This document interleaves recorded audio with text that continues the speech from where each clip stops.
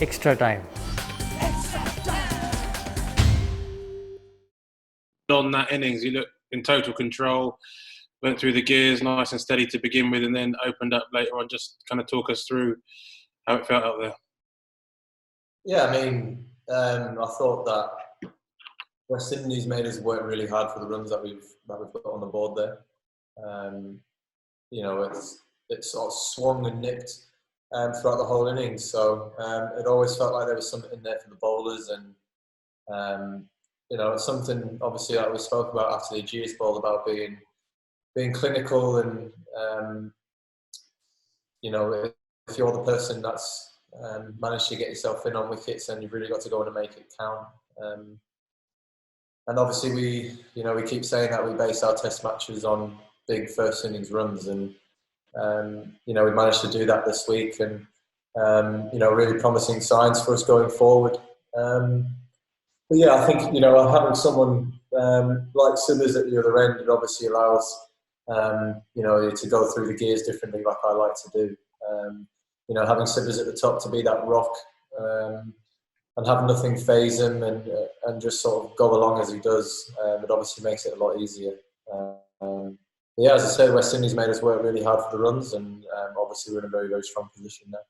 And where do you feel your batting is at the moment? You know, obviously you've had some. It's a 10th 100. You've had some great days with the bat, but you know, 4 Test hundreds since the start of 2019. I think you're averaging over 52 in that period. Do you feel as though your batting has even gone to a higher level, more consistent, more in control? Can you tell us about that? Yeah, I obviously feel good with the bat in hand. I didn't really, to be honest, in the first 2 weeks of the build-up period in the Ageas ball.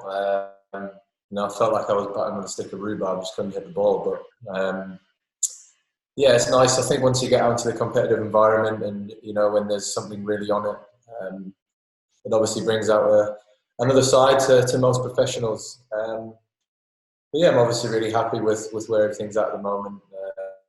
You know, just understanding my game plan, and trying to play the game as well.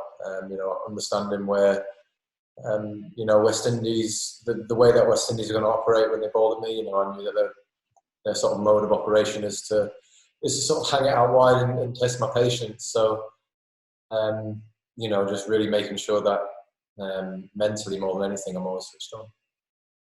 And last question from me. Obviously, a lot of news has been around Jofra over the last couple of days. You know, we were speaking to you about his bowling at Southampton, and I think you said what a great relationship you've got with him. You two seem to be on the sort of same wavelength. I mean, how have you helped him through this period? What's your opinion of what happened and the mistake that he's made, and how he goes forward from here?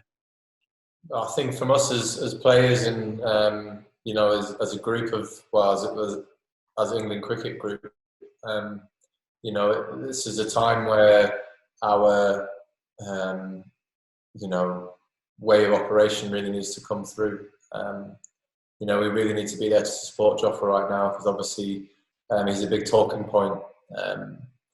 And obviously he is, you know, by himself because of everything else going on at the moment, but it's making sure that he doesn't feel like he's by himself. You know, the worst thing that we could do right now as a team is to just sort of leave him and you know, see him in 5-6 days time, and then say, all right, you know, times like these for people are very, very tough, and you can feel like you are all by yourself, but I don't think anybody is going to allow that to happen. Jofra's a massive part of this group, and as everybody is. You know, if it was anybody else but Jofra, it'd be the exact same way of handling it that we would do as a team. You know, it's all good being there for people when things are going well and smoothly, but you know, what really comes through is how you operate with someone when they need you the most. Ben, Dean just touched on your numbers for the past year: 400s in 12 tests, averaging well over 50.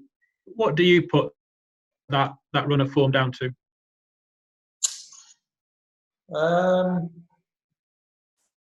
don't know, really. I think just hunger, desire, and always wanting to get better. You know, I'm always trying to think of and speaking to the right people about, you know, where to get better in all different areas. But I feel like I'm at an age now and at an experience level now where I really understand my game pretty much all of the time, and sort of try and not get carried away with everything.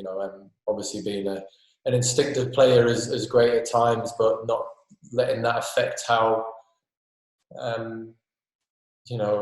sort of, I don't know, to get too far ahead of myself. There's times in the past where I've sort of let how I'm playing at a certain moment sort of affect me and think I can go out and sort of play some big shots and it'll all be all right. But, we spoke about it last week after a GS ball. It's just, just being as clinical as you possibly can. And if you're the person out in the middle, just really making sure you're going to make it count. So this week there was a lot of that for me is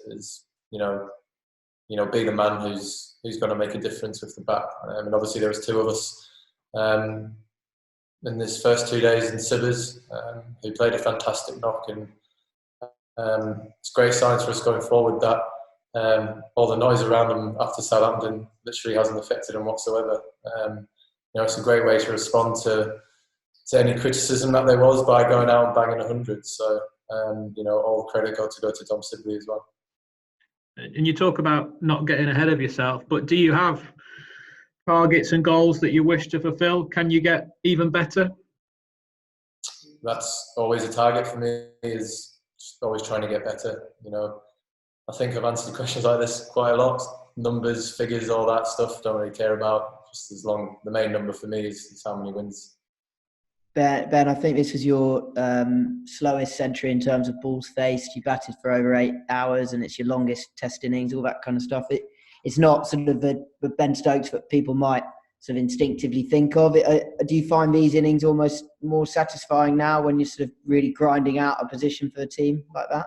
To be honest, I was more buzzing that I faced 300 balls than I did when I got 100. It's something that I never thought I'd ever be capable of doing, is batting against 300 balls. But as I said, it's just being aware of conditions and how the game's being played. Obviously, the more time you spend down in the middle, the more chance you're giving yourself at getting runs, and obviously getting put into bat after losing the toss to go on and get 450 like we did as a team is amazing, and we've managed to give ourselves a real chance at leveling the series. Obviously went through the gears as I like to do at different periods throughout the innings. Happy with how things have gone. Hit the subscribe option and the bell icon to get all the exclusive sports videos on Extra Time.